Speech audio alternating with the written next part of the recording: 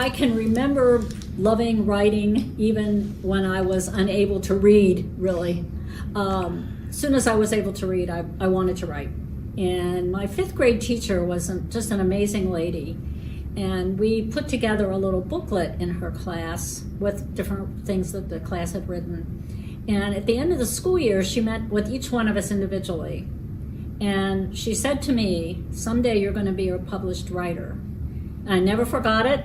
And I think it became a kind of self-prophecy for me. And when I was in college, a friend of mine called me in the summer of my freshman year, after my freshman year, and wanted to know if I wanted to work on the University of Cincinnati News Record. She said their social editor had transferred to Miami and they needed somebody and they were desperate. This was about a month before school started. So I said, okay, I'll do it. And that was how I got involved in the News Record. And eventually in my senior year became editor-in-chief. After we moved to Indiana, I had more time. I was retired. And one evening, my niece, who was a sophomore at Vanderbilt University, gave me a call. She was interested in some help with a paper she was writing about Beowulf. And I had taught that, so I helped her a little bit. And then we started talking, and she said she was taking a class in the history of the 60s. And that kind of freaked me out because that was my youth, and now it's history. And she said, oh, our professor was in the Students for Democratic Society. He marched in all the protest movements. He said everybody in the whole United States was behind this protest, all the universities. And she's going on. And I said, whoa, that is not true. And she's like, what do you mean? And I said, there was not everybody in the United States was not behind that. And particularly in the university I went to. I mean, my university, the student body actually voted that they were in favor of the government position on the war in Vietnam. Well, she was really shocked about it. And her comment was, you need to write a book about that, Aunt Judy. Then I started trying to decide how am I going to approach this. And being a former history teacher, I do everything chronologically. So that was immediately my order of presenting the material. So first thing I did was I made a gigantic timeline using paper that used to be used in computers before we had the nice printers, paper that was all stuck together. And this timeline is about 8 feet long, I guess.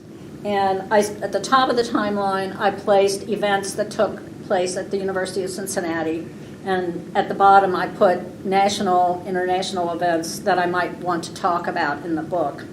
And then I just started writing down everything I could remember that happened at UC, and then I started researching to see, am my memory correct, and what was going on nationally and internationally at the same time. And that's how I basically got started on it. It was a great deal of research. Once I had this decided how I was going to approach it, the next step was research. So the first thing I did was contact the University of Cincinnati archives. And they were terrific, and they asked me to come over. They wanted to help me in any way they could. They gave me rights to anything I wanted to quote in any of the publications. They gave me photographs that I could use. They even, not only did they give me permission for the photographs, they actually digitized them for me to use. So they were just amazing. And while I was there, they told me that a young man who had been the editor of the paper many years later had actually had money donated toward having the news record digitized. And turns out he was a former student of mine at Walnut Hills High School. So now I had access to everything. It was all online. I could easily look at what the news record was saying in 1961 about a particular issue, all the way up to what was going on in 1970. So that was very, very helpful. Another aspect of research were the public libraries in the area. I came down here to the Lawrenceburg Library a couple of times. I had some friends that I knew had lived in Dearborn County. Some of them had been veterans of the Vietnam War, and I wanted to see some information about them. The library here was excellent, helping me. This library has been extremely helpful to me in this whole project.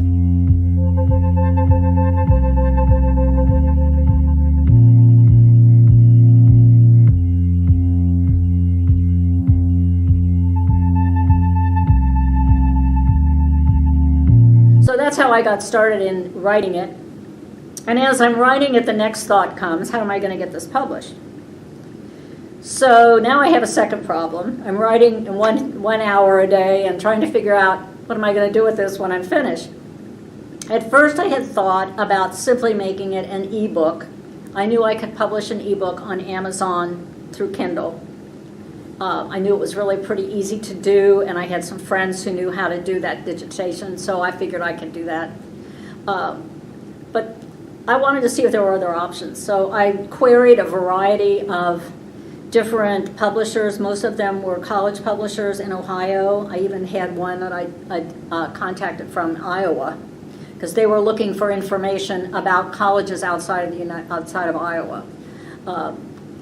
They all loved my book. They loved what I sent them. I sent them my history. I sent them sample chapters. I sent them the table of contents. But they all had the same excuse. We are local.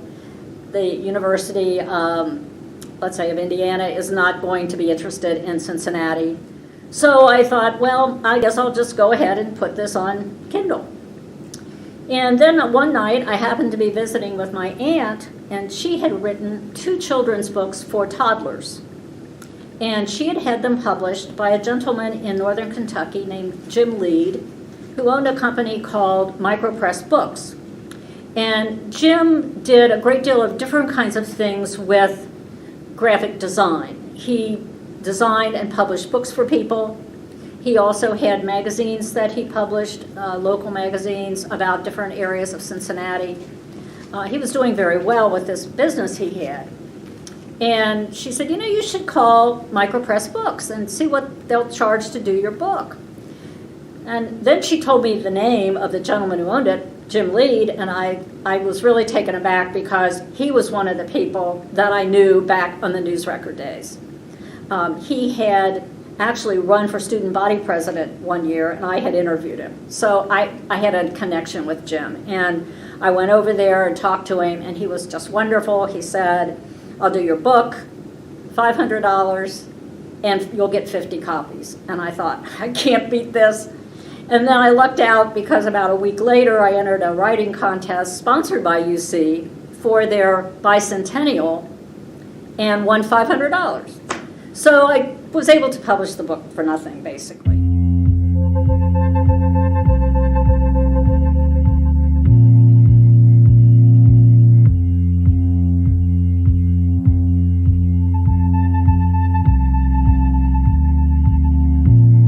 So I'm here to talk about the budget and collection development, how things are ordered, how they're processed, and how they hit the shelves, and how they get off the shelves. So first of all, we'll start with budget, because we can't order any books without money. So the director and the business manager and myself review the budget, usually beginning in July, and we look at historical activity and decide what the collection budget will be. Once that's decided, I get the number and I divide it between all of the departments that order for their department. Youth Services, Outreach, Adult, Genealogy, and then I give those selectors those amounts, and then they can start ordering. And those totals are, like I said, based on history, trends, circulation. There's a ratio that we've maintained kind of between adult and youth, and the outreach budget is fairly new. The genealogy, they've just started ordering more because they went through a huge weeding project. So those types of things go into play when I determine how much money to give to each department.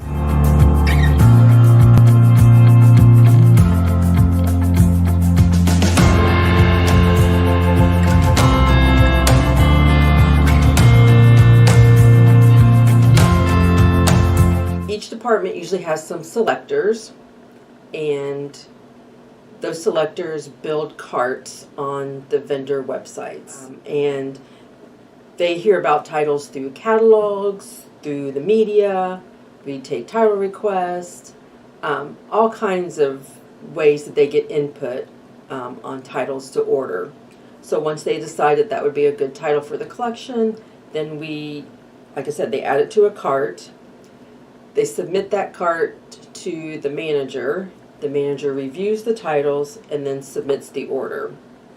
That way, the manager is usually a degreed librarian and has those skills to review titles, to make sure they fit with our collection development policy, support the mission, vision, and values of the library.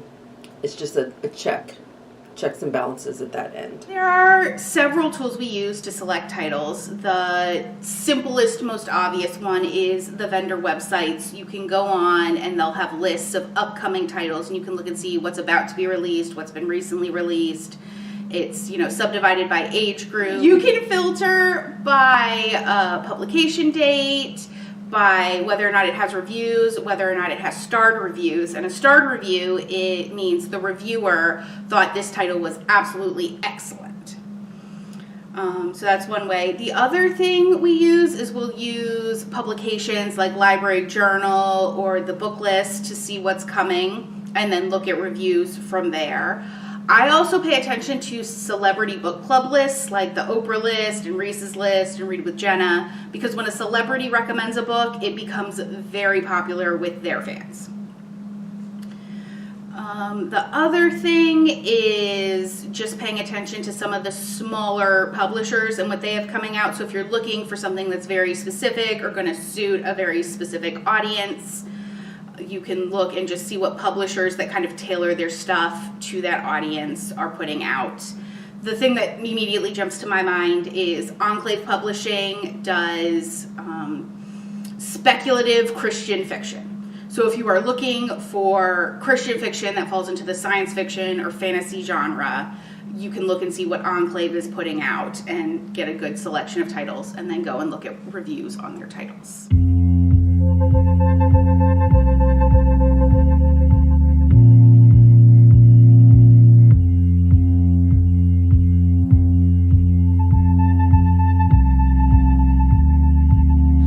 So what I do is when the books come from the vendors, either me or Wilma usually will open the boxes. We'll just check to make sure that all of the books that are on the packing slip are in the box, and then they'll be moved over to a cart in my workspace, and the packing slip will then be brought over to me, and I will go into our system, find the purchase order, and receive all of the books that were in the order. And from there I will give the packing slip to Michelle, and I will put the books either on Susan's or Sarah's shelves to be cataloged.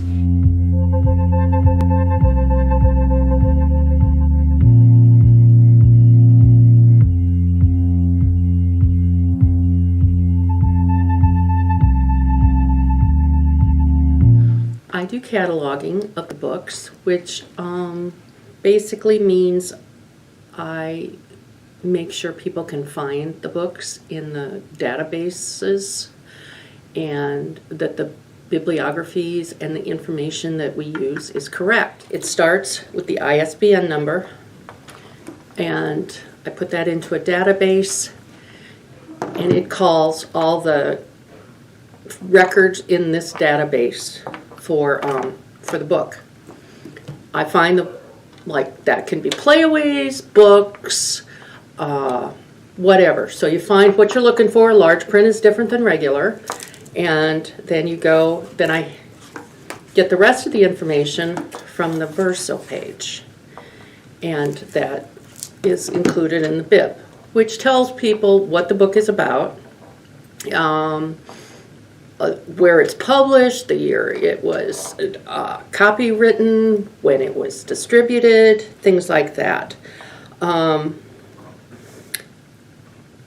And publishers differ in the information provided. So Thorndike Press isn't as good as what some of the other large print publishers do.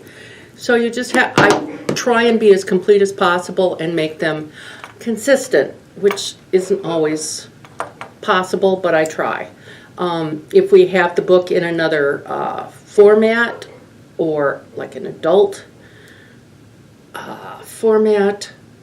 I'll say a playaway comes in that's nonfiction and we have the book already cataloged.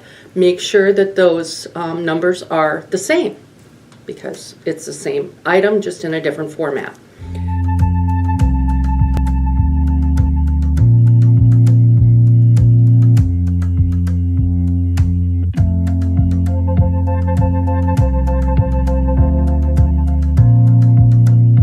After they've been cataloged, they'll come back to me, and I will review the bib records and the items just to make sure like there's no glaring issues or like inconsistencies between the bib records and the books themselves. I'll put a barcode label on the back of them and make sure that the item record reflects the call number, the collection that they're a part of, the shelf that they will be on, all of that. And then they will get a slip with the call number on them and any stickers or other labels that Wilma will need to put on them. And I will print the labels for them and then take them over to Wilma to process. Well, I'm responsible for the final processing of books and media. The leave collection services, I do the last step, and those are then divided up to into the 4 departments that are in the library. The youth services, the adult library, the bookmobile, and the genealogy. And when the books come to me, they have been cataloged and entered into the library's computer system so that they're made accessible to the public through our library website. Each book that I receive has a checklist on the front that tells me how it needs to be processed. In most cases, the books need to be covered with a protective plastic cover, which helps preserve the books. All books receive a call number on the spine and any number of other stickers above that, which show the genre of the book, which are things like Western, mysteries. There are a number of different genres. The last step is pretty much stamping the book with our library stamp to identify that the book does belong to the Lawrenceburg Public Library. Books with reserves always get done first. As soon as those are finished, they go to the circulation desk down in the main library so that they can get to the people who are waiting for them. The other books go on carts that we have designated with the 4 different departments.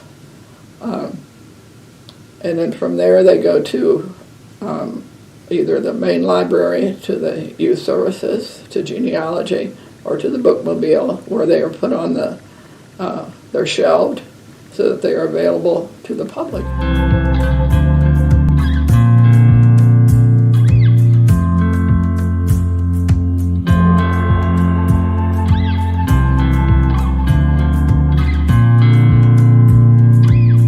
When I come to the library, I don't know why, but I just enjoy fiction books.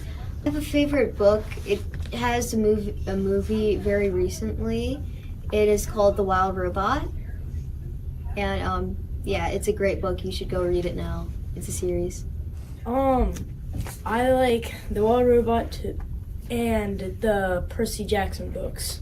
Percy Jackson is more like, what is the word? Polytheistic, and everybody usually has their own thing they can do in it, the special thing. I usually look around, and then if I see a cover I like or something, I'll check it out, and then if I like it, I'll get it out and read it. I like to read fiction. I like to read books about, I like to read mystery books or anything that's exciting. Like I'm reading a series right now about a house that's filled with all of these secret doors and it's a mystery and it's just really great. It's a really nice escape. At the front door there is a section, I think it's 2 or 3 rows, and it's all new books. So that's my first place to check out. And then I look online to see what books are trending. If there's a special one that I want from there, I'll reserve it using the library app, and it makes it really easy. And then I can pick it up in person, or I can use the Libby app.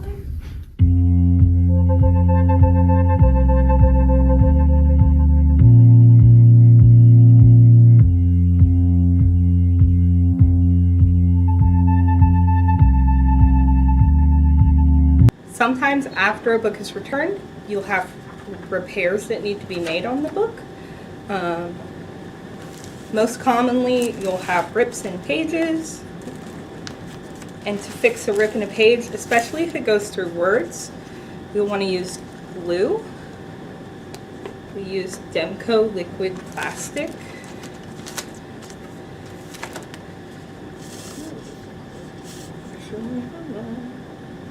Okay. For that, run just a small line of glue where it matches up.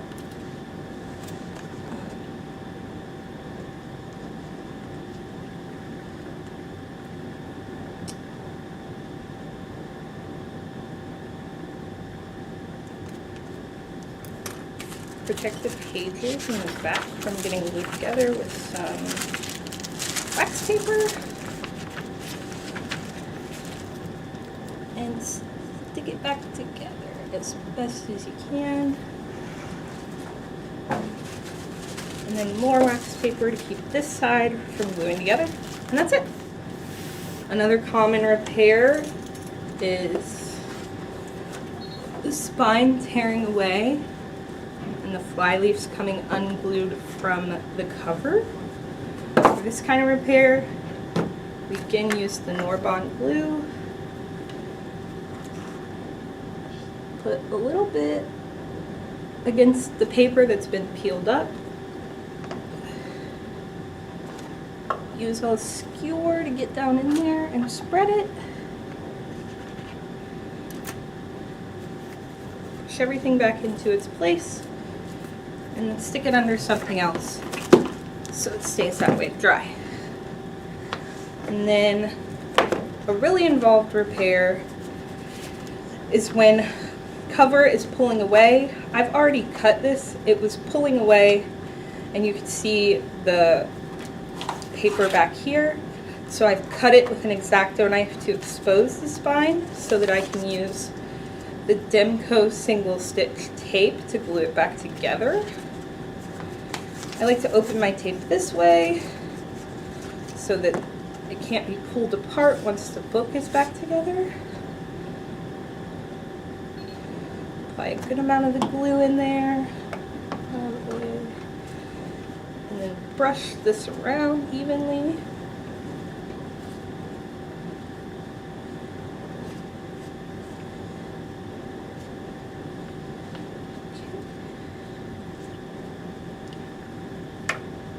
Then this goes around the spine and onto the front side of the text block. And you'll allow that to dry. Once it is dry, you'll apply glue in the same way on this opening of the tape. Line your cover up. This part of this side of the tape will adhere to this cardboard in the spine. And this side of the tape will glue to the inside of that front cover and pull everything back together. And once it is glued, you'll want to straighten it up and put it under something to hold the glue.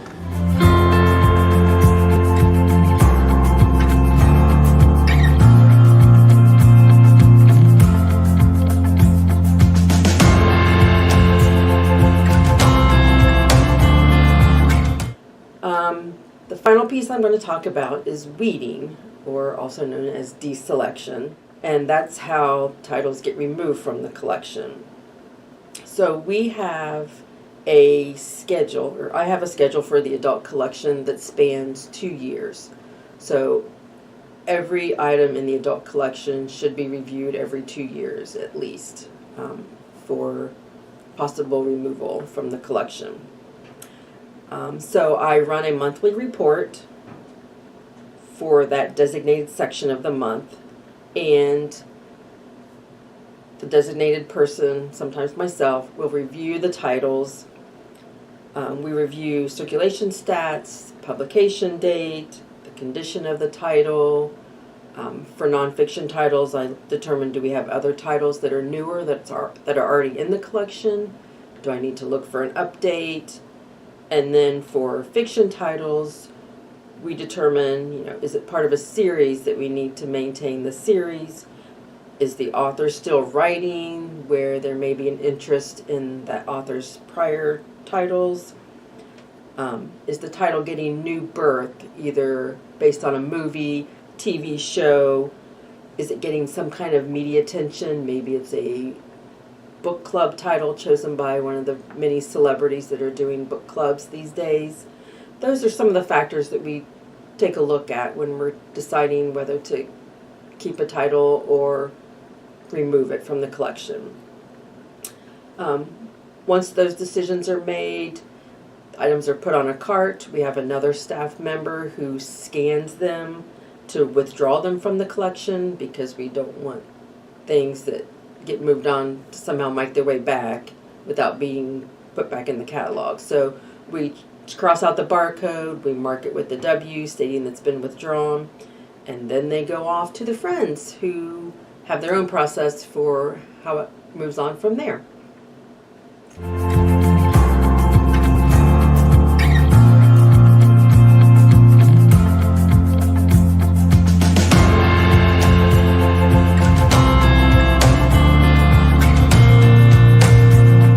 So this is a book that was withdrawn from the library, and the first thing that the Friends of the Library does is they scan them, scan the barcode to see if an organization called Better World Books is interested in that.